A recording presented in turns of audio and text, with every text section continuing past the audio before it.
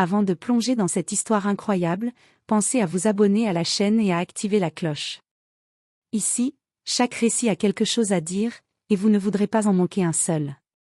Dans une somptueuse villa baignée par la lumière du soir, Elisa, héritière d'une fortune colossale de 600 millions de dollars, espérait trouver refuge et sécurité dans son mariage. Mais son mari, aveuglé par l'orgueil et l'égoïsme, avait décidé d'ignorer son héritage et ses avertissements. Ce soir-là, alors qu'elle attendait simplement un dîner paisible, un groupe d'hommes entra brusquement, et la violence éclata. Elisa, vêtue de sa robe de soie élégante, tenta de se défendre, mais la brutalité des coups et les humiliations la laissèrent impuissante. Son mari, debout à l'écart, observait froidement, indifférent à la douleur de celle qu'il était censé protéger. Pourtant, derrière la peur et la souffrance, une étincelle de détermination brûlait dans le regard d'Elisa. Elle savait que sa fortune et sa force intérieure seraient les armes d'une revanche inévitable. Ce soir, sa vie basculait et rien ne serait plus jamais comme avant. Le lendemain matin, la villa était silencieuse, mais le cœur d'Elisa battait comme un tambour de guerre. Les marques de la veille sur son corps lui rappelaient la cruauté de son mari, et elle sentit une colère glaciale monter en elle. Elle avait toujours cru au mariage comme un refuge, mais cette illusion venait de se briser en 1000 morceaux. Assise dans son bureau, entourée des symboles de sa richesse, des tableaux rares, des sculptures imposantes, et des écrans affichant ses comptes colossaux, elle réalisa qu'elle détenait le pouvoir que son mari refusait de voir. 600 millions de dollars, un empire dont il ignorait l'existence, un empire qu'elle pouvait utiliser à sa guise. Mais la vengeance n'était pas simplement matérielle. Elle voulait que son mari ressente ce qu'elle avait ressenti, humiliation, impuissance, peur. Chaque geste, chaque mot serait calculé, et elle allait commencer par montrer à tous qu'il avait sous-estimé la femme qu'il avait épousée. Elle prit son téléphone, envoya des messages anonymes aux médias, et contacta ses alliés les plus fidèles. Pendant ce temps, son mari, croyant qu'elle était encore fragile, se préparait pour sa journée comme si rien ne s'était passé. Il ignorait que la tempête venait de s'éveiller, et que rien ni personne ne pourrait l'arrêter. Elisa savait que la patience était une arme. Elle observa son mari à distance, notant chaque habitude, chaque faiblesse. Ce qu'il ignorait, c'est que son indifférence à sa richesse et à sa souffrance avait réveillé en elle une stratégie implacable. Elle commença par infiltrer son cercle social. Sous un pseudonyme, elle s'assura que les partenaires d'affaires et les amis influents de son mari recevraient des fuites sur ses manœuvres malhonnêtes et son comportement cruel. Les regards se faisaient plus méfiants, les invitations moins nombreuses, et les murmures autour de lui grandissaient comme un feu discret mais destructeur. Puis vint le moment de frapper là où il ne s'y attendait pas, la réputation. Elisa engagea discrètement des experts pour collecter des preuves de ses abus et de ses décisions erratiques qui menaçaient l'empire qu'il croyait contrôler. Chaque document, chaque enregistrement, était un clou dans le cercueil de son arrogance. Le soir venu, elle le confronta enfin dans le salon qu'il pensait être son royaume.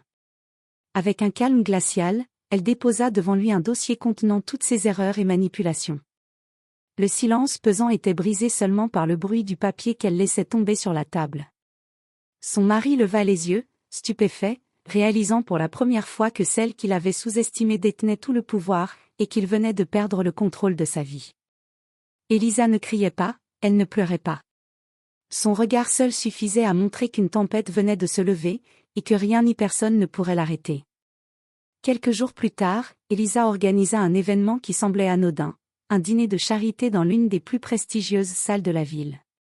Les invités étaient des figures influentes, parmi eux des investisseurs, des journalistes et, bien sûr, son mari, convaincu que cette soirée serait une occasion de briller. Mais ce qu'il ignorait, c'est qu'Elisa avait préparé sa revanche avec une précision chirurgicale. Les écrans géants de la salle projetaient en boucle des documents, photos et vidéos prouvant ses abus, sa cruauté et ses décisions financières catastrophiques. Chaque invité découvrait avec stupéfaction la vérité que son mari pensait bien cacher. Le silence glacial fut brisé par les murmures et les regards choqués. Les partenaires d'affaires autrefois loyaux s'éloignaient, certains prenant leur téléphone pour confirmer les informations, d'autres échangeant des regards inquiets. Son mari, rouge de honte, tentait de parler, mais sa voix se perdait dans le tumulte. Elisa s'approcha de lui, chaque pas mesuré, chaque geste élégant, et lui murmura à l'oreille, tu as ignoré ma valeur, maintenant tout le monde la voit. » Ses yeux brillaient d'une détermination qui ne laissait aucune place au doute. Cette soirée n'était pas seulement une humiliation publique. C'était la déclaration claire que sa vie avait changé à jamais. Son mari n'était plus le maître de quoi que ce soit. Elisa, forte et impitoyable, venait de reprendre le contrôle de son destin et de montrer à tous qu'aucune richesse, aucun pouvoir ne pouvait égaler sa force et sa volonté. Les semaines suivantes, la vie d'Elisa changea radicalement. Son mari, humilié et isolé, disparaissait peu à peu des cercles sociaux et financiers qu'il croyait contrôler. Les médias, alimentés par les preuves qu'elle avait révélées, racontaient l'histoire d'une héritière trahie qui avait su reprendre son pouvoir avec intelligence et audace. Elisa, de son côté, transforma sa douleur en force. Elle prit les rênes de ses entreprises, imposa de nouvelles stratégies et fit croître sa fortune tout en aidant ceux qui avaient été marginalisés et ignorés par son mari.